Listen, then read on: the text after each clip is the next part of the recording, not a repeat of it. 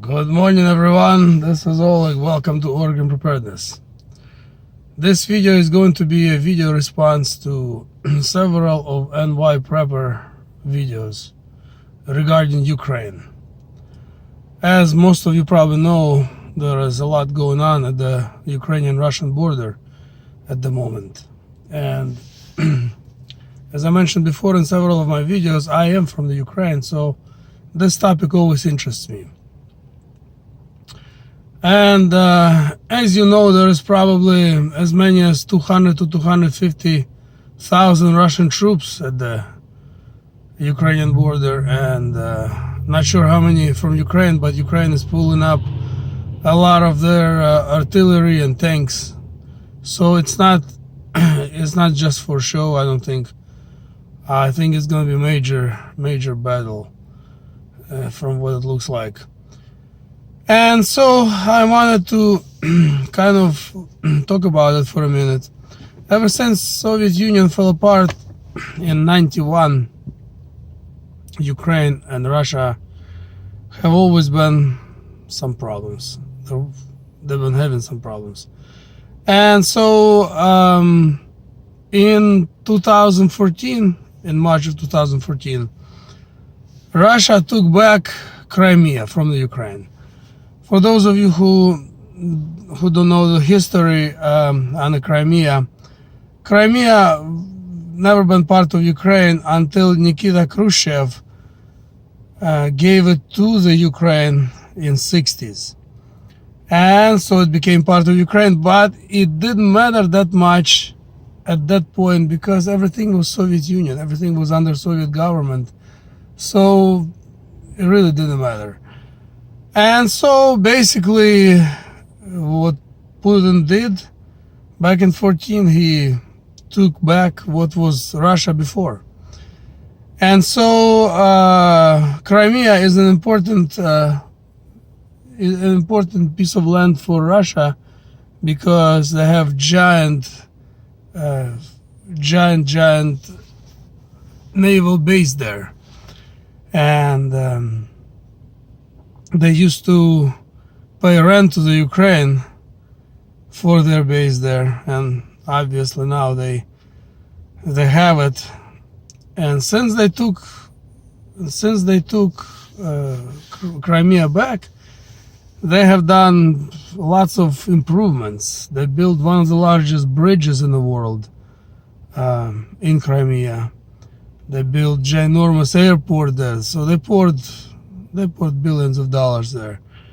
So I'm pretty sure for aforementioned reasons, naval base, bridge, airport, and even if none of that existed, still Russia would not just give up Crimea, and now with even more reasons.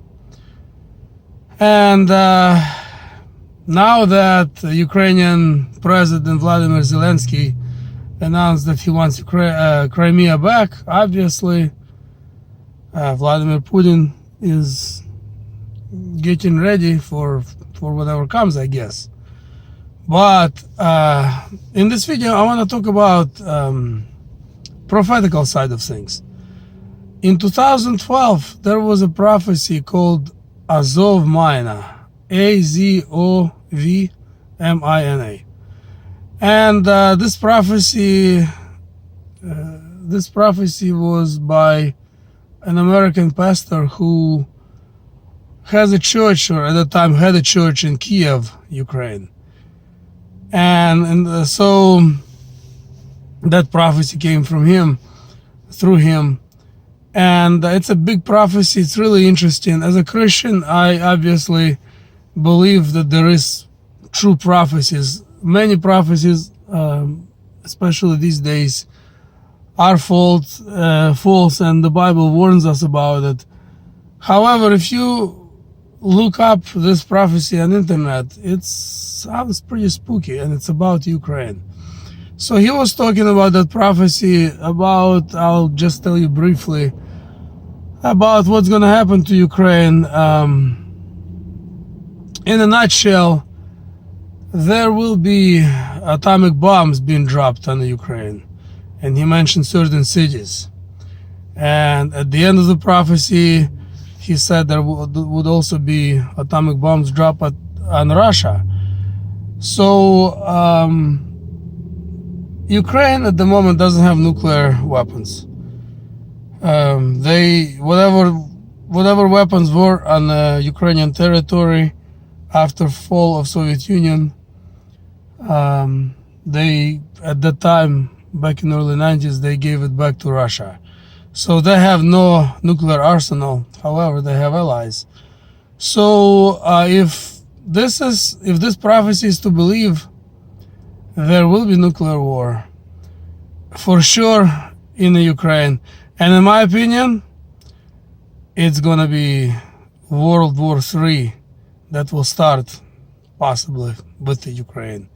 Because once they start exchanging nuclear bombs, there is just no end to it. And as we all know, Biden said he would support Ukraine. Obviously, United States has nuclear weapons of all sorts. And so if, for example, Russia would drop nuclear bombs on the Ukraine, United States possibly would respond to them and drop some on Russia.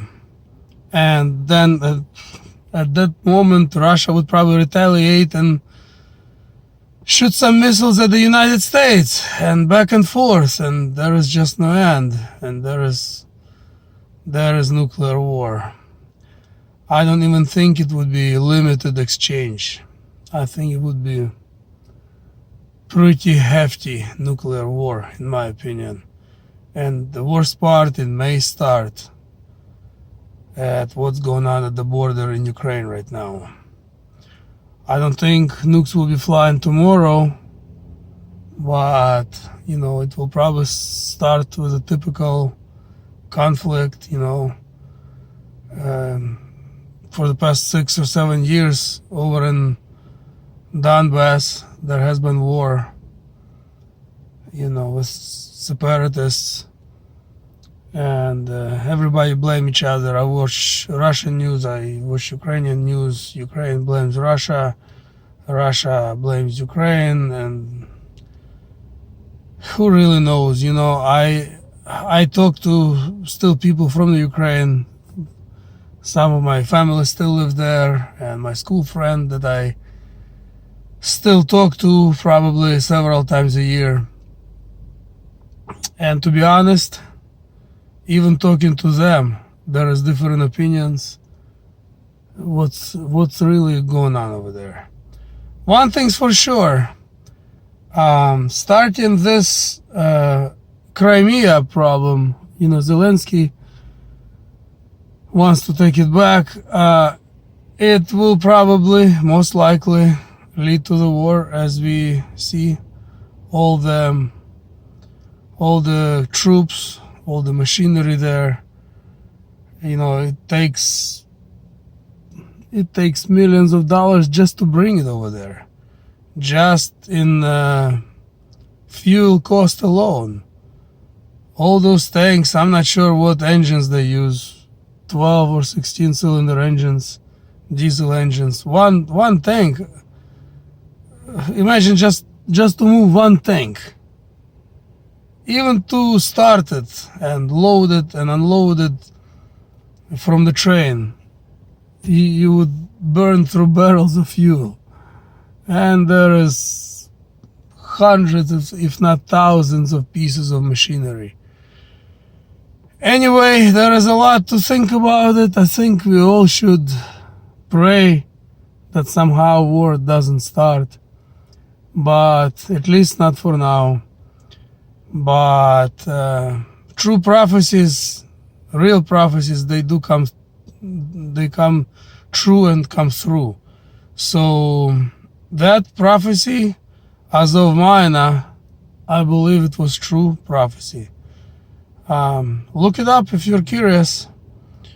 And that's the name of prophecy, Azov, Azovmina, Azov Maina. And the pastor who prophesied it, his name was Philip Barnett.